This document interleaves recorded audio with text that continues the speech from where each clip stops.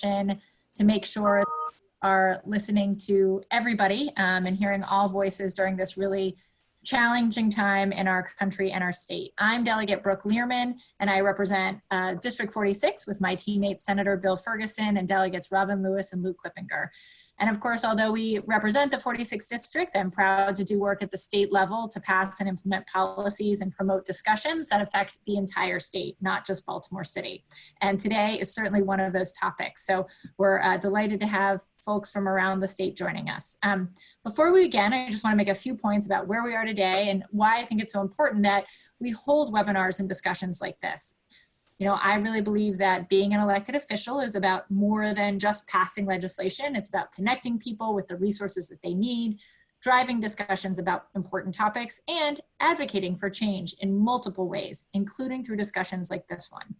Government is ultimately, in my opinion, about, you know, how do we reduce barriers to success and create opportunities for all and keep our residents safe. And I think, you know, we have had a really challenging week as a country. There have been some heartbreaking things that we have seen happen and some really inspiring things like the protest in Baltimore yesterday, where it was a youth-led protest with thousands of people who came out and were peaceful to make their voices heard. And I think it's so important that we continue to promote these discussions, that we recognize that we are stronger when we are a diverse community and that we embrace our diversity and celebrate it, and also recognize that many of us who have privilege make sure that we are allowing people to elevate their own voices and to be heard. And we know that those many people are facing challenges today. Certainly, you know, folks who were facing challenges before the COVID crisis, those challenges have been highlighted and crystallized. We are seeing that COVID has had higher fatality rates in among African Americans, among older people. And we want to make sure that, you know, we recognize that even though we are all in the same storm right now, we are not all in the same boat. And for those of us who are in sturdier boats than others, it's our job to make sure that everybody else gets to shore safely.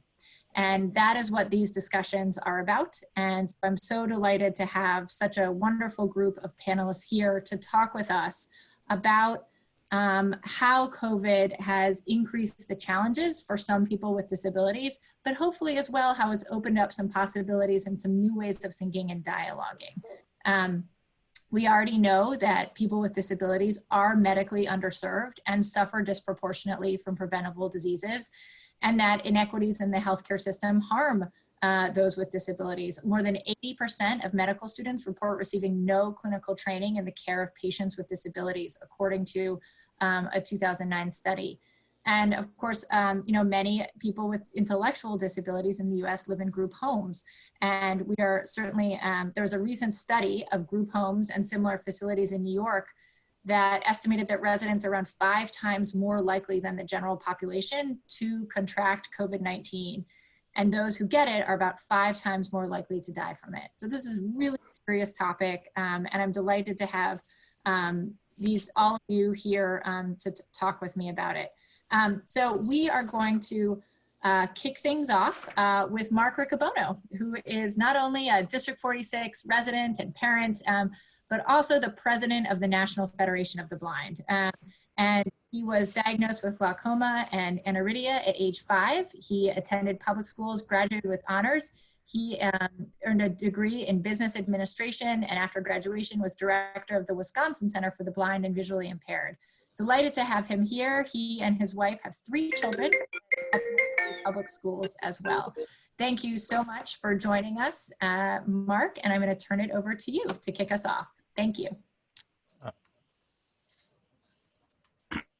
Thank you, Brooke. I appreciate the opportunity to be here. I hope that you all can hear me okay, because I noticed my bandwidth is a little spotty. You're coming probably through. because the kids are off school. They're off school today, so they're streaming movies right now. Yes. Nope, you're coming through. So it is a pleasure to, good. It is a pleasure to be here with you. And just let me say, Brooke, thank you for hosting these sessions. I think it is, as you say, a really important time for people to come together. So I know we're short on time, so I'll just dive right in and say that the National Federation of the Blind is pleased to be headquartered here in District 46. The National Federation of the Blind is the oldest and largest organization of blind people in the United States. If you remember nothing else, organization of blind people. And we believe that blindness is not the characteristic that defines you or your future. And every day we work to raise the expectations of blind people. So because we recognize that low expectations create obstacles between blind people and our dreams.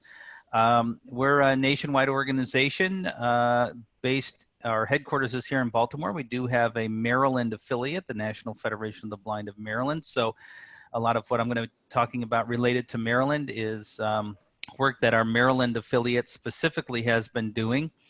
But since we're here, obviously we're in the middle of it as well. So our focus during COVID-19 has really been two things: connecting and protecting blind people. Very similar to what we do in normal times. Access to information, especially services, information about healthcare or testing, and getting access to education have been central to that.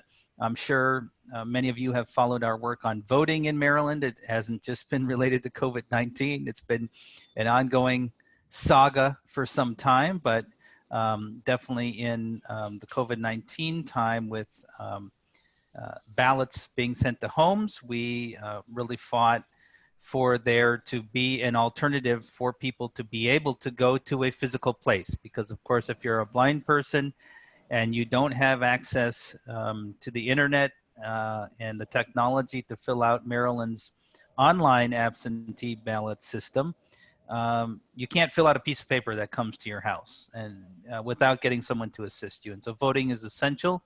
So we were in the center of that debate, pleased to join other disability advocates, and really glad that the governor especially recognized people with disabilities as pushing for that effort.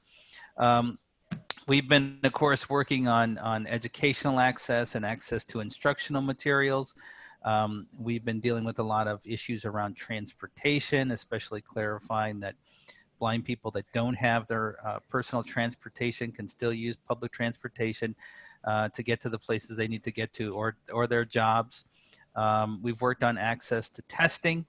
Obviously, a lot of the testing in the initial stages was talked about as drive-up testing, which is great unless you don't have a car, which blind people do not. So we worked on getting alternatives to that. We're doing a lot of work on making sure blind people can have access to the resources that are needed now. So the state's unemployment website, it's not unique to Maryland. You're reading about the problems all over the country, but is not fully accessible to blind people that use screen reading technology. So we've had to step in and help blind people to be able to fill out their unemployment information, even while we work with the government on fixing that problem.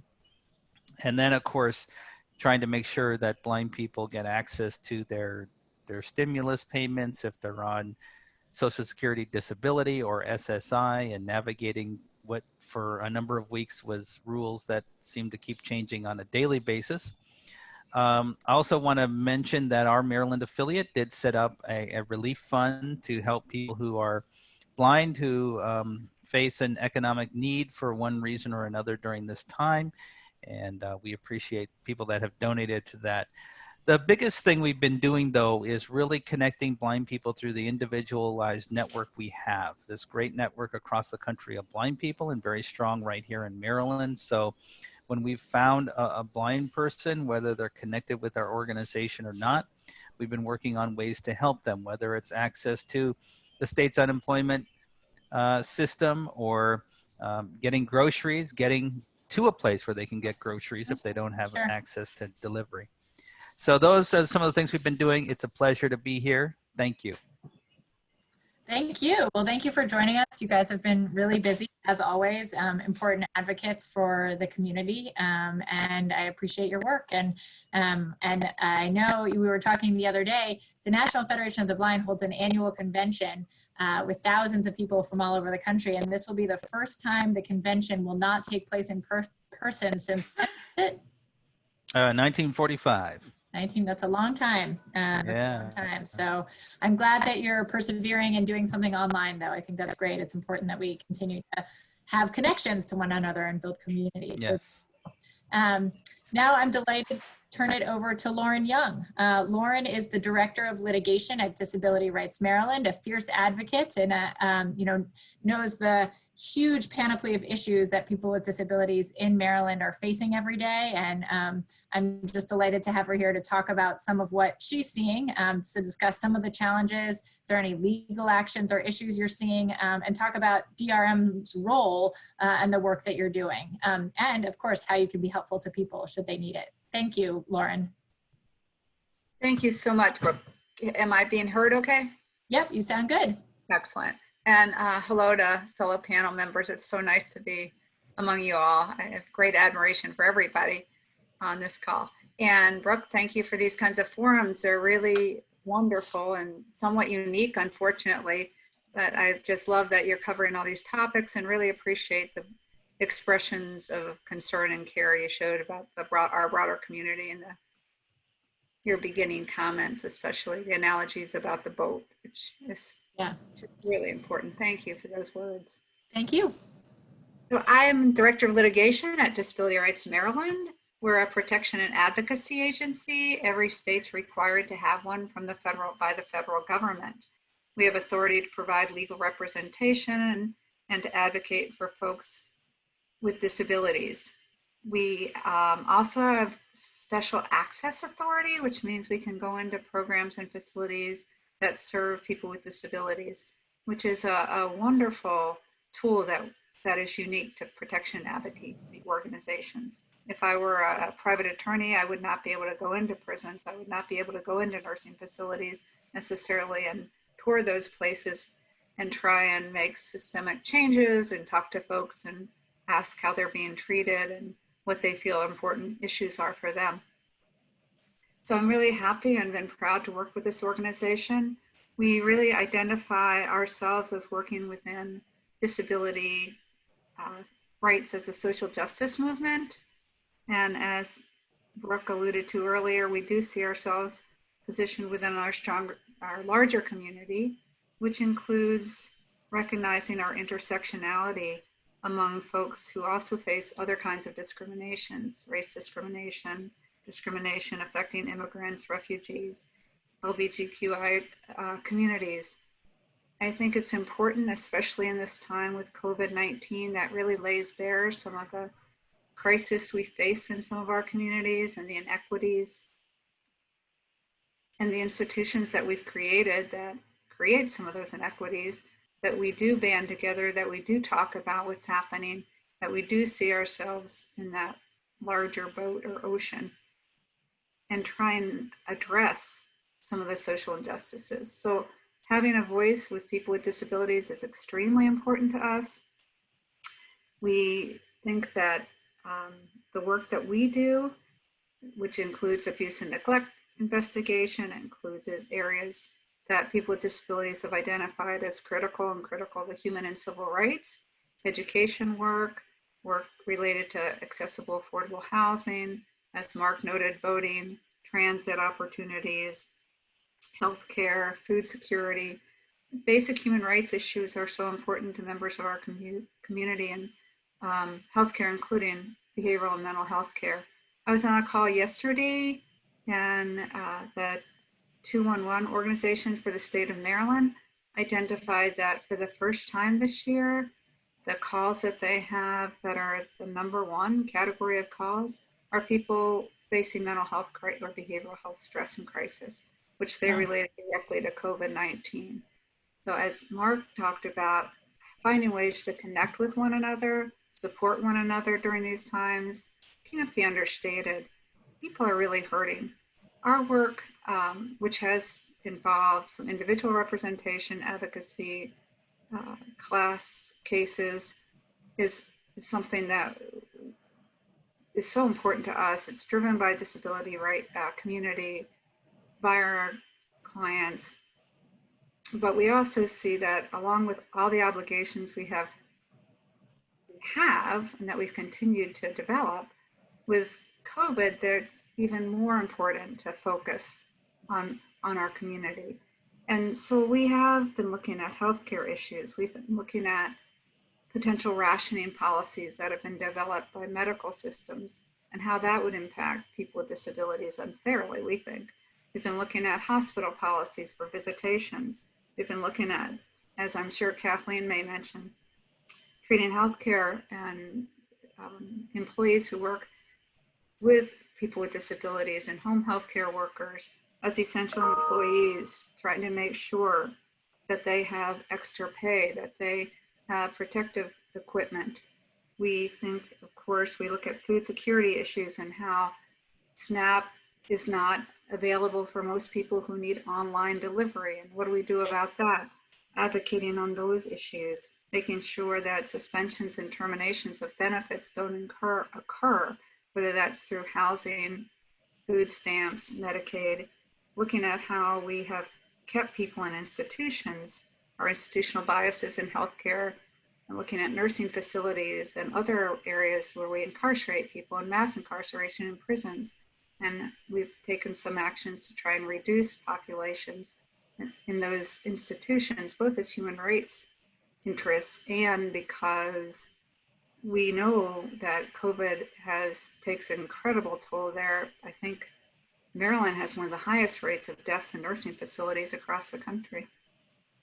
So we've been trying to look at some of those issues, really feel good about how people have asked us to mobilize. We need to hear from folks or are anxious to get more feedback. We are trying to send surveys to people in facilities that we can't go visit and see. Oh, that's interesting. Yeah. Yeah.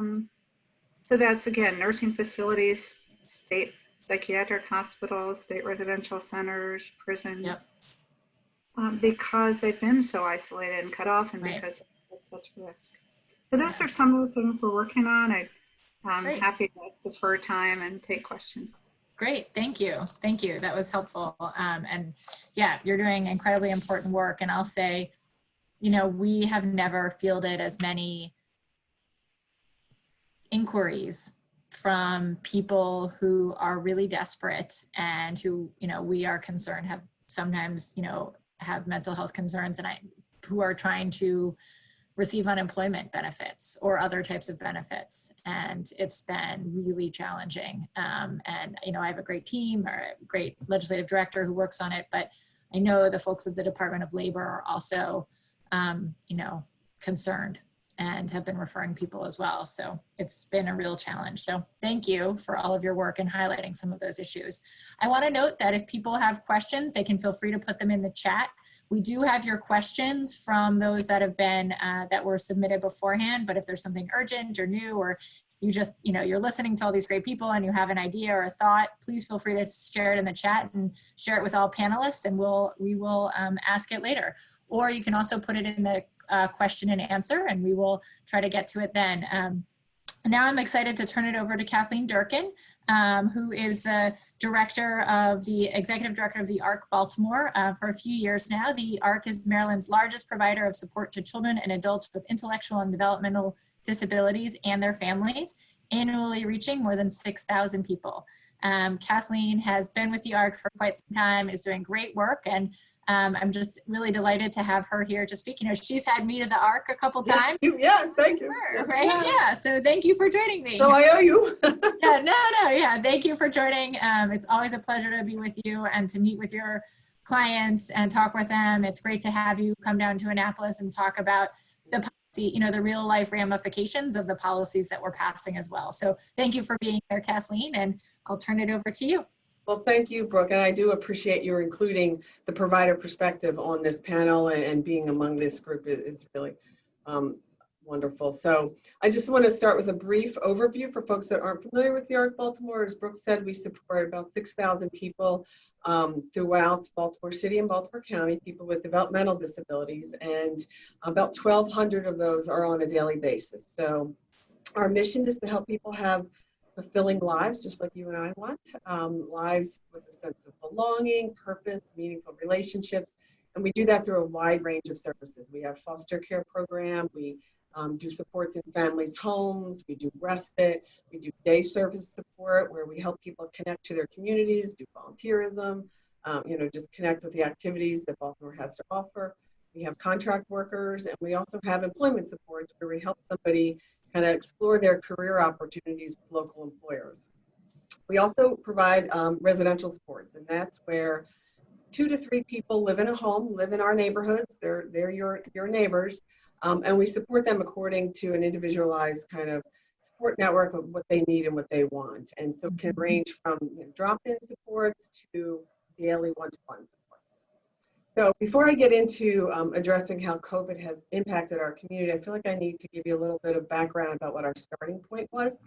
Before COVID, our support system was in a critical and crisis situation with our direct support staff. So national turnover rates were like 43%. We have high vacancy rates, and it's really due to high stress, high demand positions with high competencies that are very, very low paid. And I think sometimes folks don't understand this, but as a Medicaid provider, I can only pay what the state funds me. And so I can't pass my cost on to customers like other industries can. So as the state minimum wage goes up, if our funding does not go up and to correspond with that, we're left in a crisis situation, and therefore the people that we support and care so deeply about are also at significant risk. And obviously COVID has heightened that, as well as threats to the state budget. So we're very worried about some of those issues. But in terms of COVID, when the state declared a national emergency, most of our services had to shut down. But our residential supports became a 24/7 operation. So we have about 75 homes that are, again, spread out through various neighborhoods. And we support folks 24/7, about 300 or so individuals.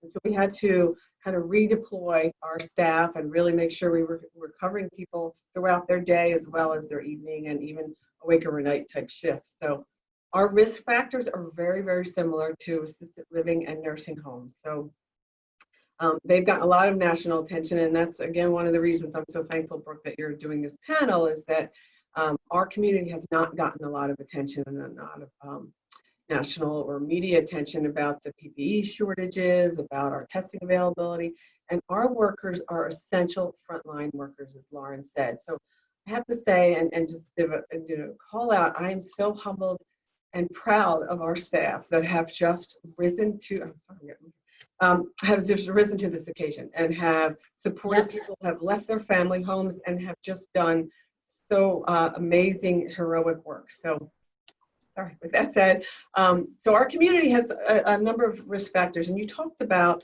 that you read the 5% where, folks in congregate living are about 5% more at risk than other folks.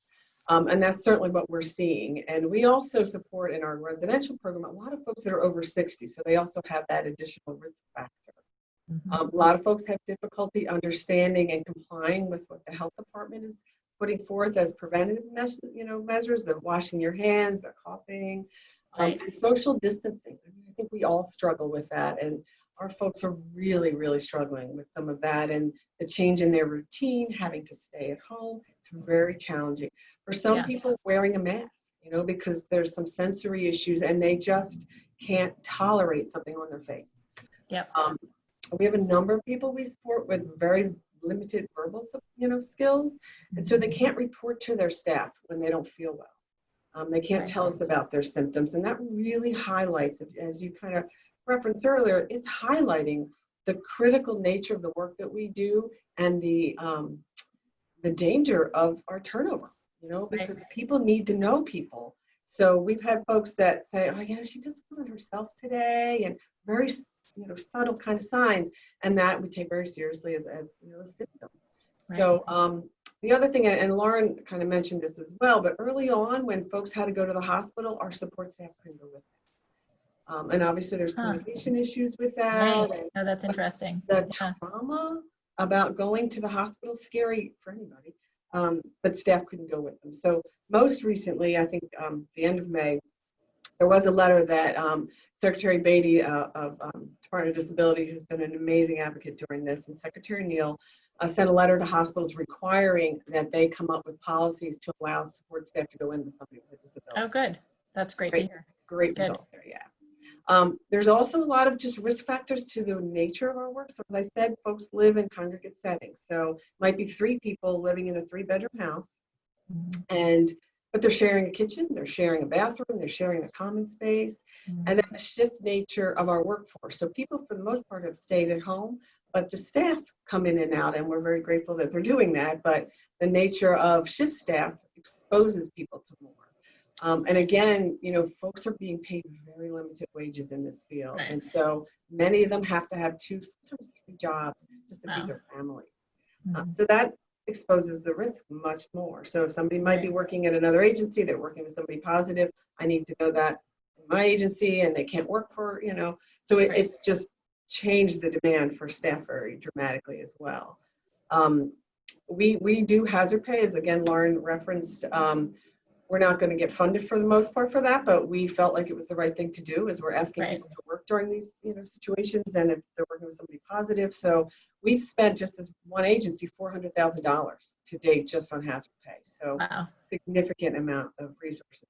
The PPE shortages, you know, we're hearing about that on the news all the time, and I can tell you early on, I secured a shipment coming from the health department, and as I was about to deploy my staff, I got the call that they were told they had to redeploy to a higher risk group, or higher priority group at that point. And our burn rate is tremendous. If you think about, in one house there might be 6 staff, and you know, the burn rate is just tremendous. So testing shortages, you know, Mark referenced this, but drive-through testing for our crowd was also hard. The staff was the driver, and initially they wouldn't test the passenger.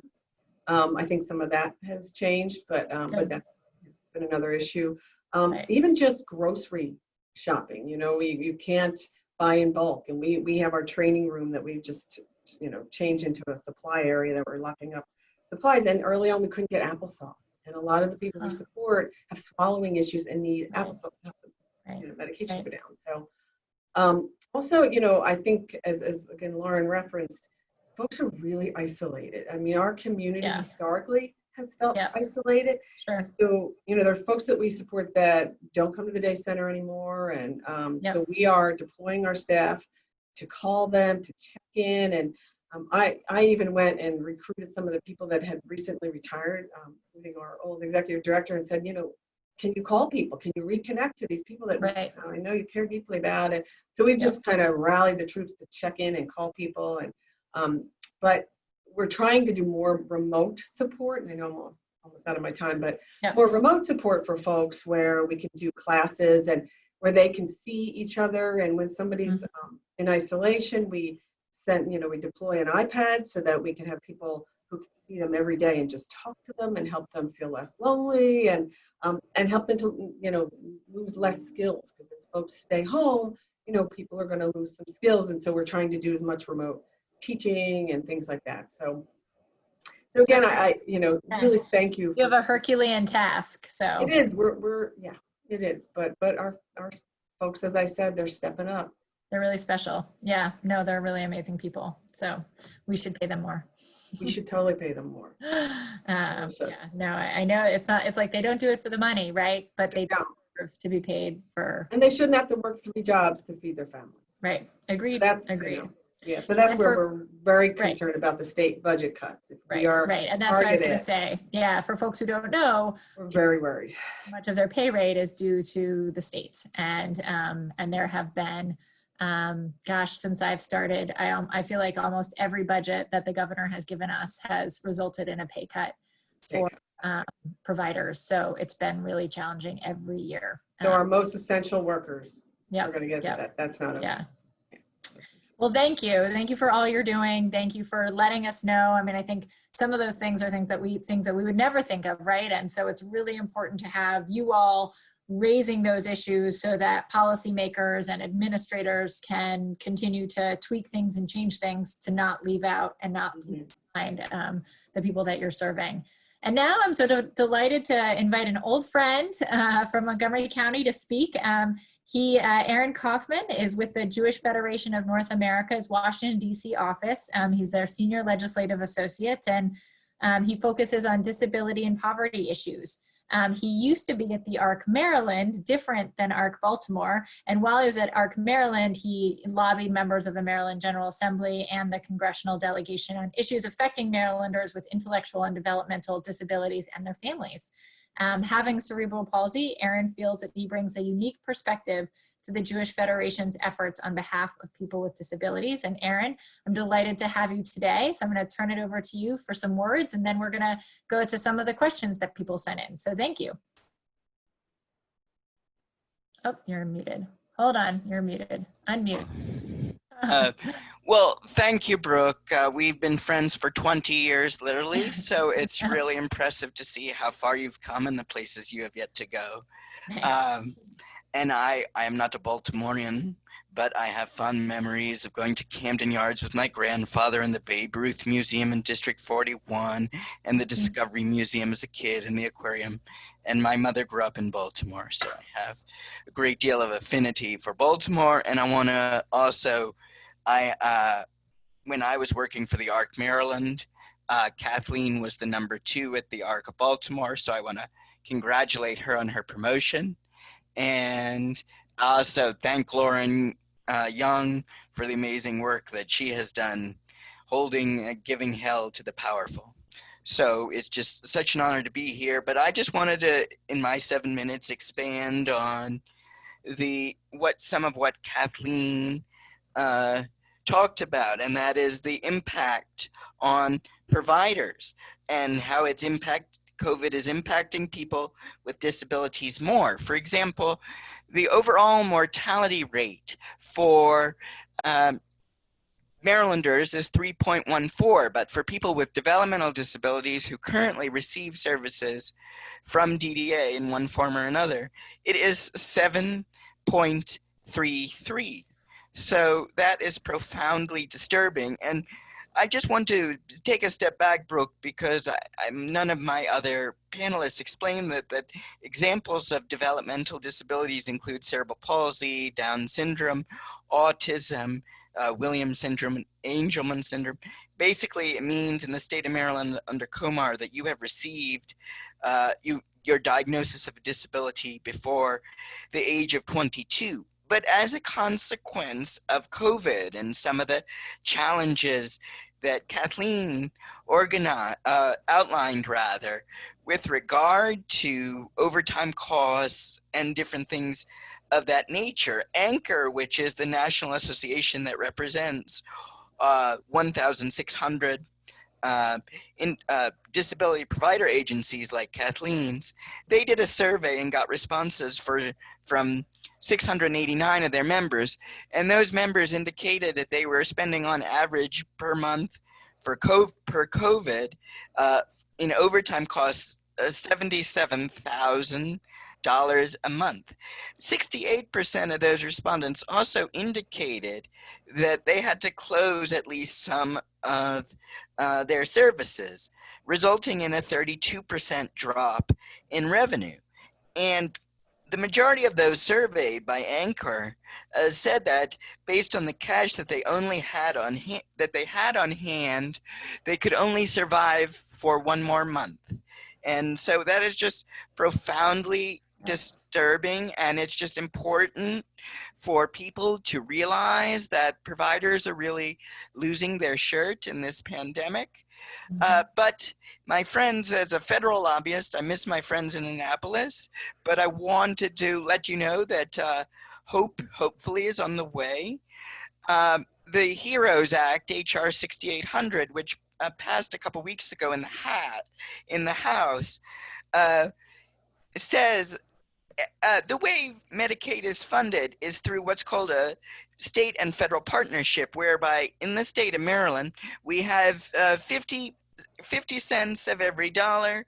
Medicaid dollar goes from Larry Hogan, and 50 cents from Uncle Sam. And the federal money is called a federal medical assistance percentage. In a poor state like Mississippi, 80 cents and Mississippi puts in 20 cents.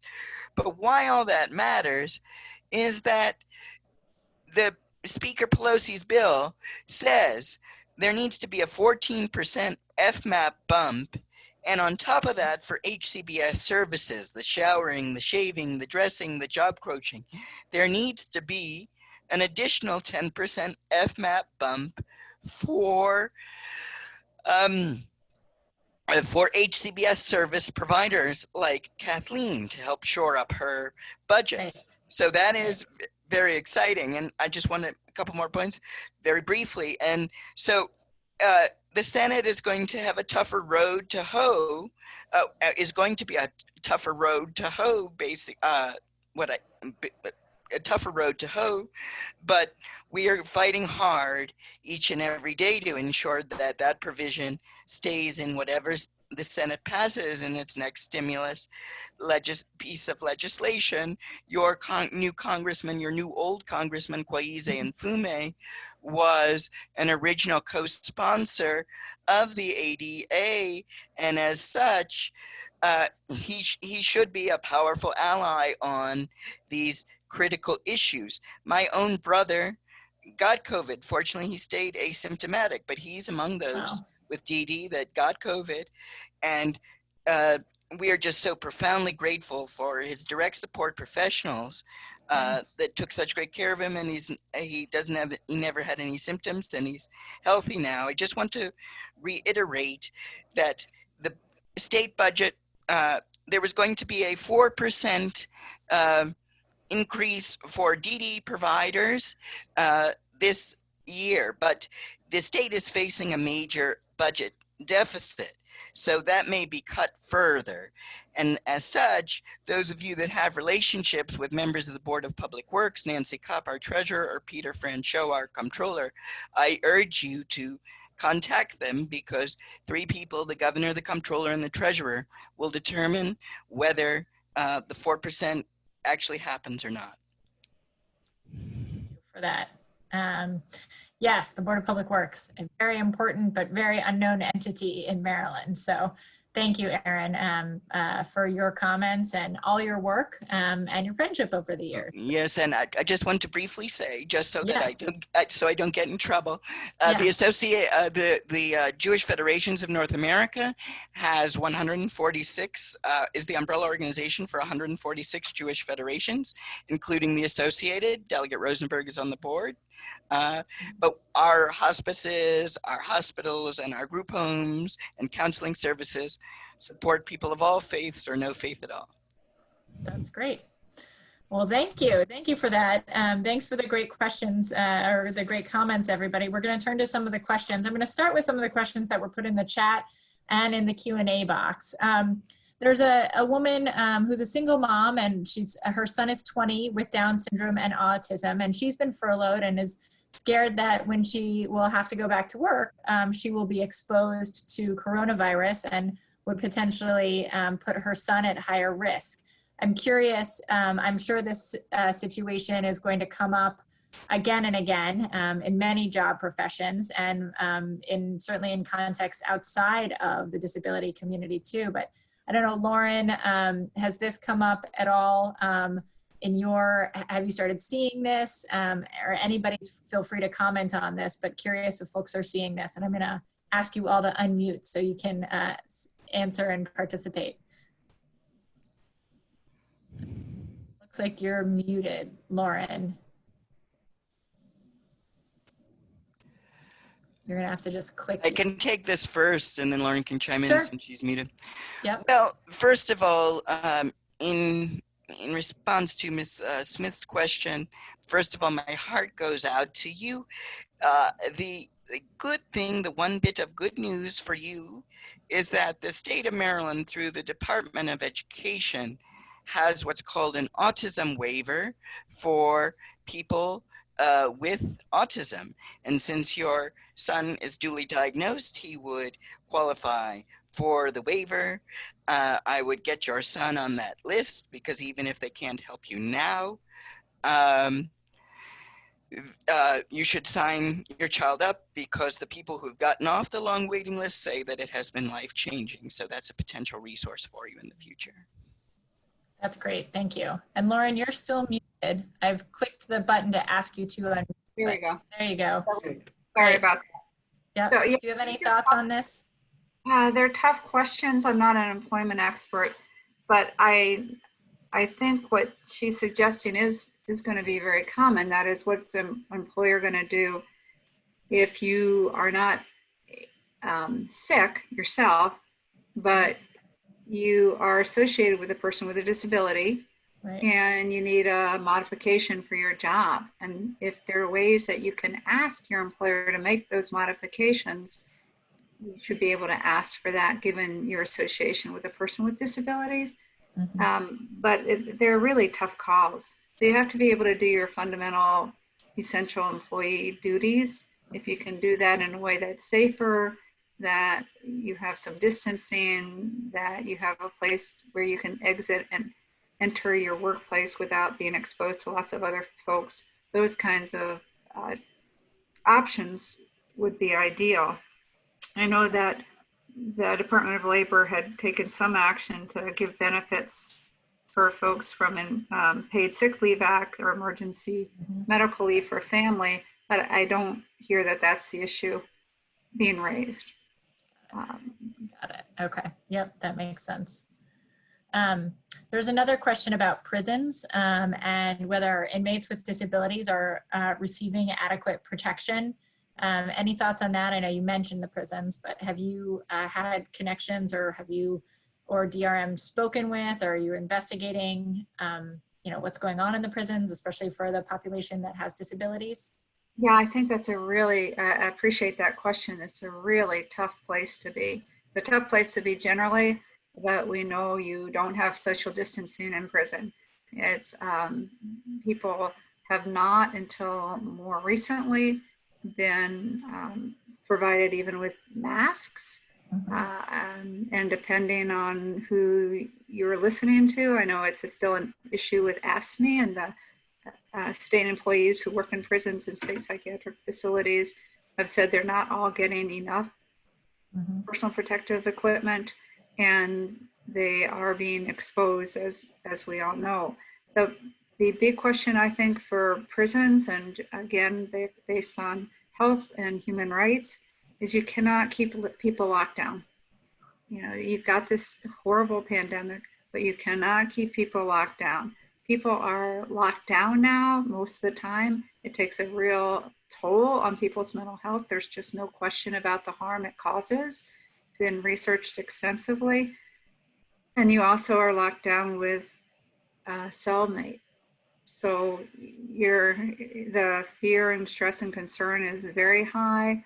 The mental health care and medical care is not what I would like to see in normal times. So it's incredibly stressed now, and you also have a number of people out.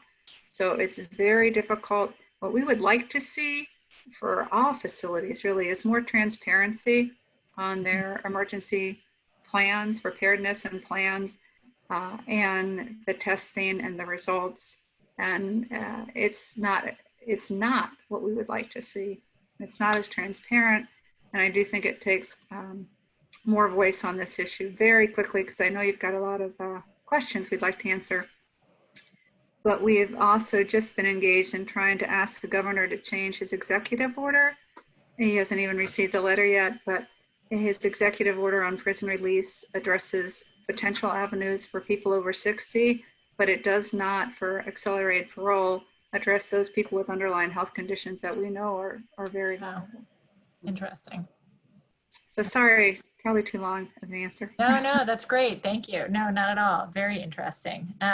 So there were a number of questions that were sent in about how people can support Marylanders with disabilities. Like, how can we support Marylanders with disabilities who are in institutions at this time? How can we urge the importance of calling people who are in isolation? There was a question live, how are individuals in nursing homes able to communicate? How can we support them and the community?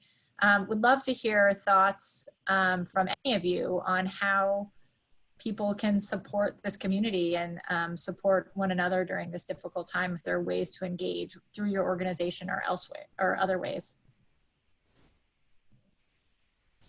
So Brooke, this is Mark. I would just say that I would invite people to visit the National Federation of the Blind of Maryland website, nfbmd.org, and check out the COVID Relief Fund that we've put together, but also reach out to one of our chapters or our statewide affiliate. I'm sure that they know of needs that blind people have locally in their communities and how people could be helpful.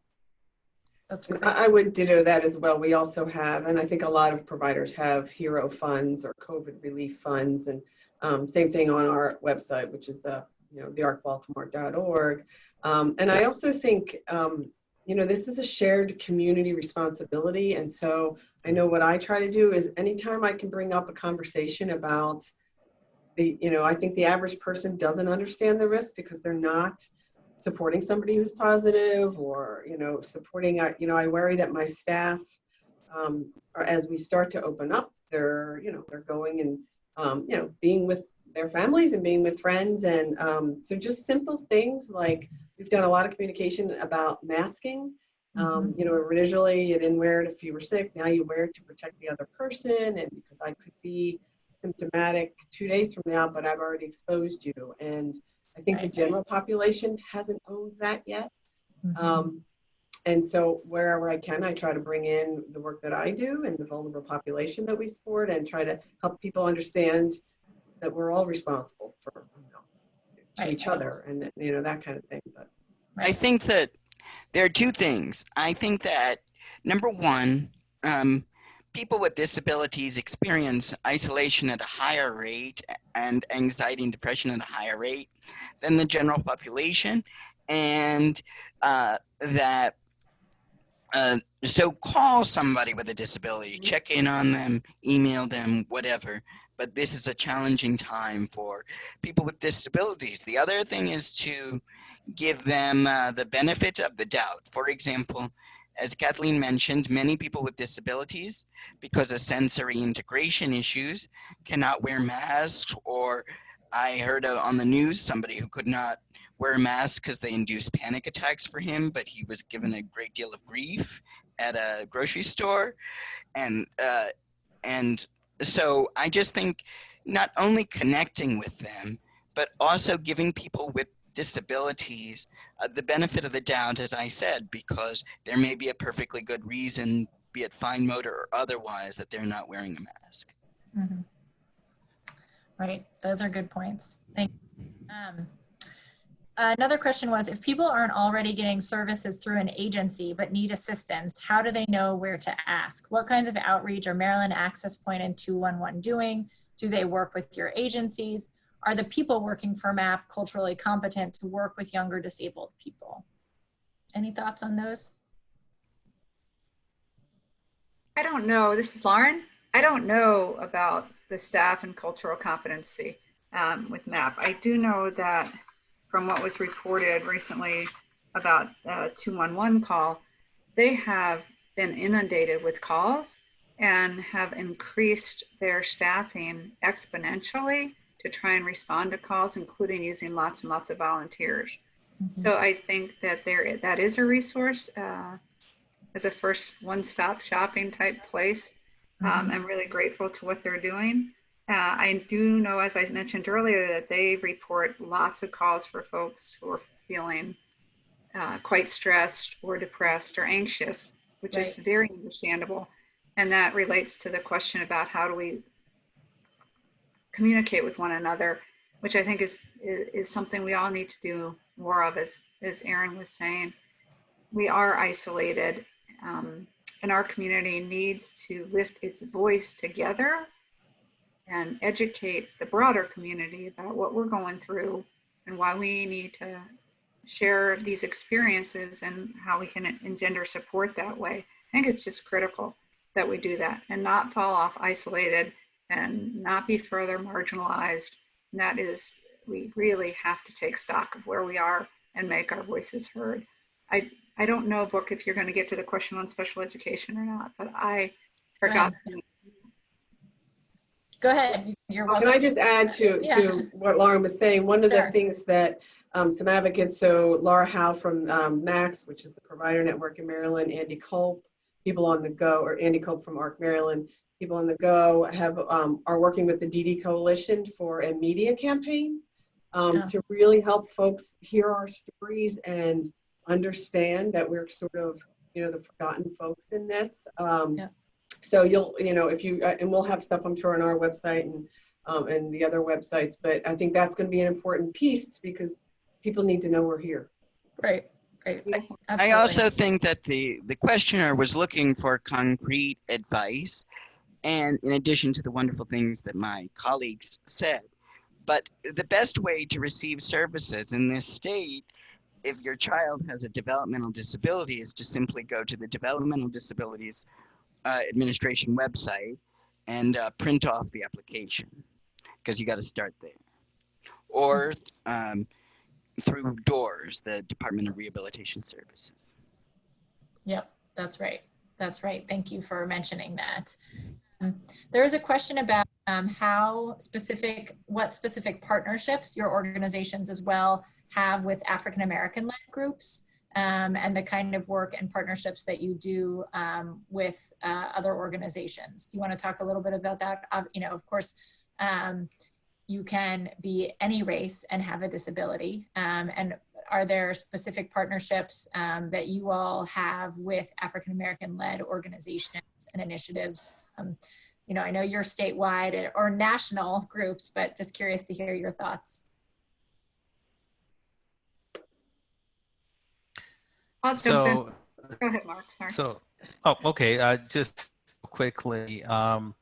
This is a good question and a topic that needs a lot more exploration.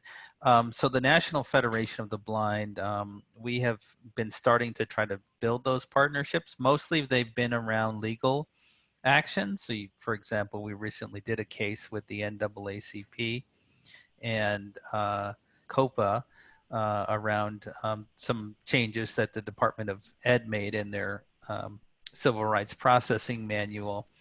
And that really opened the door for us to have some of those discussions, which we've also had through our Disability Law Symposium about the intersections of race and disability.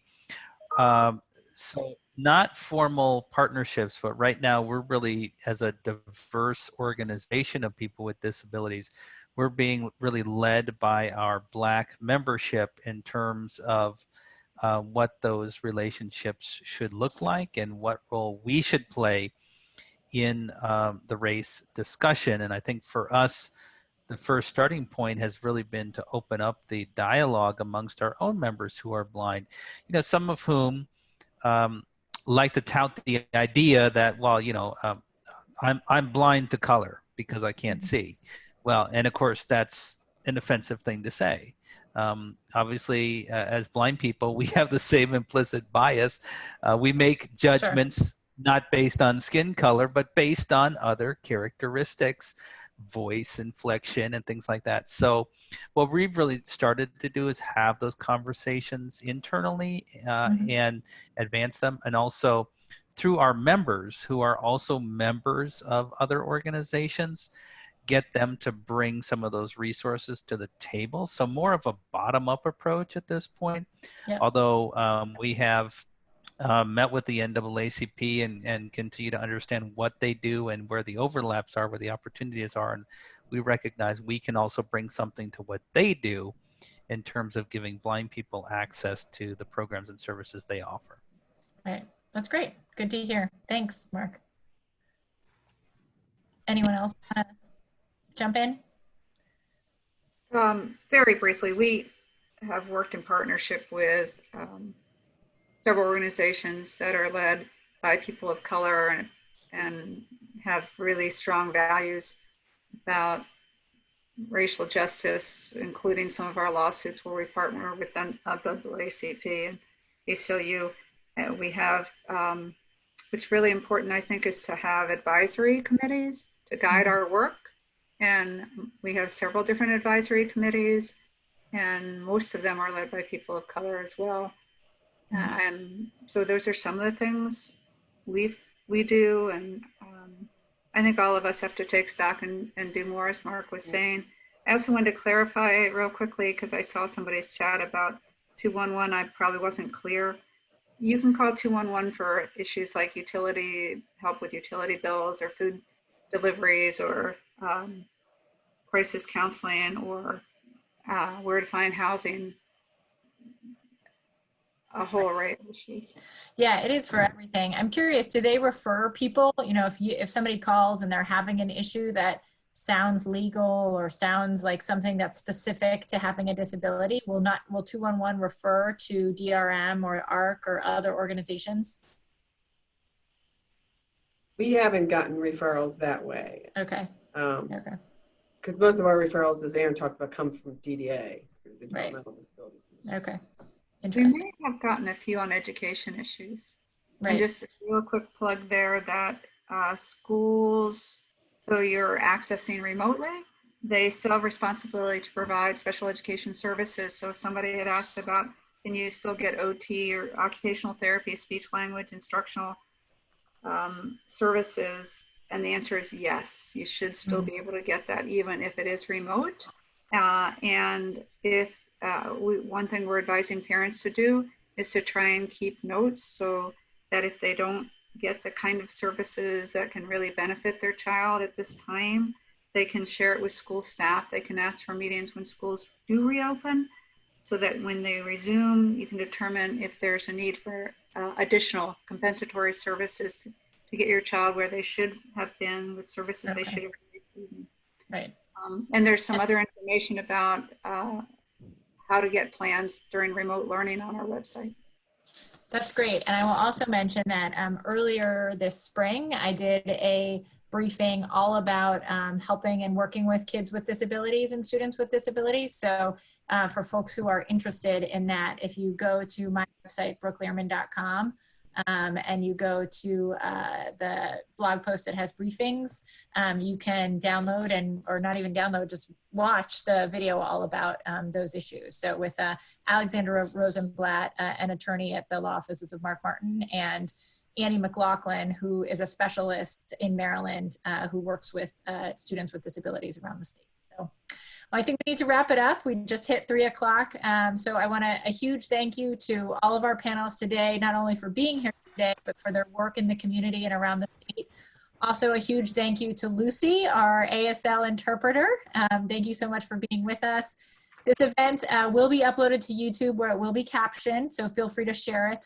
I like to end these with just a note of gratitude. We are all in our offices, our homes today.